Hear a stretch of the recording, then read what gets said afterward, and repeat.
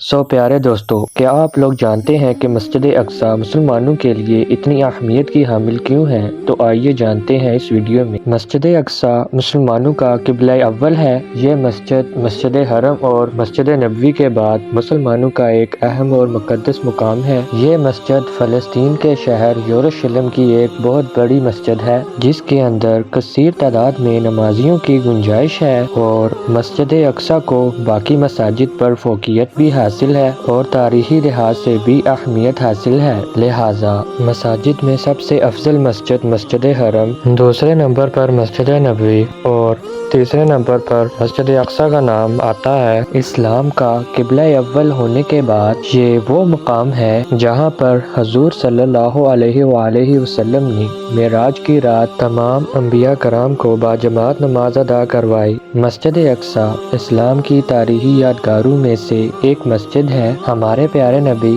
حضرت محمد مصطفیٰ صلی اللہ علیہ وآلہ وسلم نے اپنی زندگی میں اپنے صحابہ کرام کو 3 اہم مساجد کی زیارت کرنے کا حکم دیا: مکہ مکرمہ میں مسجد حرم، اور مدینہ منورہ میں مسجد نبوی، اور یروشلم میں مسجد اقصی، اسی لیے کہ ان 3 جگہوں پر پڑھے جانے والی نماز کا ثواب دوسری جگہ پر پڑھی جانے والی نماز کے ثواب سے 500 گنا زیادہ ہے۔ قرآن کریم میں اللہ تبارک و تعالیٰ کا ارشاد باری تعالیٰ ہے کہ جس کا ترجمہ ہے: بے شک وہ ذات پاک ہے جو لے گئی رات میں اپنے بندے کو مسجد حرم یعنی خانہ کعبہ سے مسجد اقصی یعنی بیت المقدس تک، جس کے ارد گرد بے شک ہم نے برکتیں ہی برکتیں رکھی ہوئی ہیں تاکہ ہم اسے اپنی قدرت کی نشانیاں دکھائیں۔ بے شک وہ سننے والا اور دیکھنے والا ہے۔ حضرت عبداللہ بن عمر رضی اللہ تعالیٰ عنہ فرماتے ہیں کہ ہم نے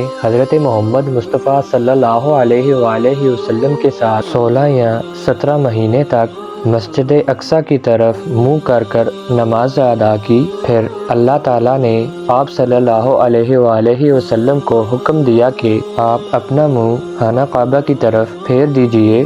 ام المومنین حضرت ام سلمہ رضی اللہ تعالیٰ عنہ سے روایت ہے کہ انہوں نے حضور صلی اللہ علیہ وآلہ وسلم کو یہ ارشاد فرماتے ہوئے سنا کہ جس نے حج اور عمرے کی نیت سے مسجد اقصی سے مسجد حرم تک احرام باندھا تو اس کے اگلے اور پچھلے تمام گناہ معاف کر دیے جائیں گے۔ اور اس کے علاوہ حضور صلی اللہ علیہ وآلہ وسلم نے یہ بات بھی ارشاد فرمائی کہ اس شخص کے لیے اللہ تعالیٰ جنت کو واجب کر دیتا ہے۔ حضرت عبداللہ بن عمر رضی اللہ تعالیٰ عنہ بیان فرماتے ہیں کہ رسول اکرم صلی اللہ علیہ وآلہ وسلم نے ارشاد فرمایا کہ جب سلیمان بن داؤد علیہ السلام بیت المقدس کی تعمیر سے فارغ ہوئے تو انہوں نے اللہ تعالیٰ سے 3 دعائیں کی۔ نمبر 1 کہ میرے فیصلے تیرے فیصلوں کے مطابق درست ہوں۔ نمبر 2 یا اللہ مجھے ایسی حکومت عطا فرما کہ میرے بعد کسی کو بھی ایسی حکومت نہ ملے۔ نمبر 3 یا اللہ جو اس مسجد بیت المقدس میں ایک نماز پڑھنے کی نیت سے آئے تو